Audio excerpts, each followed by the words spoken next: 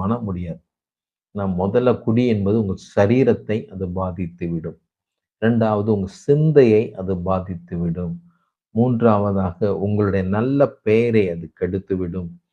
4வதாக உங்க குடும்பத்துல எப்ப பார்த்தாலும் போராட்டம், சண்டை, பிரச்சனை. 5வதாக எப்பொழுதுமே ஒரு பணம் பற்றாக்குறை இருந்து கொண்டே இருக்கும். சில நேரங்கள்ல நீங்க சம்பாதிச்ச சொத்துக்களை இழக்கக்கூடிய அளவுக்கு வறுமை தரித்திரத்துக்குள்ளார நீங்க போய் விடுவீங்க. அதனால எச்சரிக்கையா இருங்க. கண்டிப்பா நியான் நீங்க கூப்பிடுங்க. I will pray for you.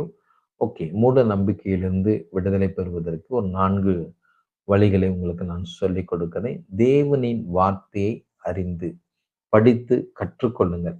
அப்பொழுது உங்களுக்குள் விசுவாசத்தின் காரியங்கள் தினமும் வேதத்தை படிக்கும்போது, வேதத்தின் காரியங்கள் உங்களோடு பேச ஆரம்பிக்கும். ஆண்டவர் சொல்லுவார், பயப்படாதே மகனே, மகளே நான் உன்னோடு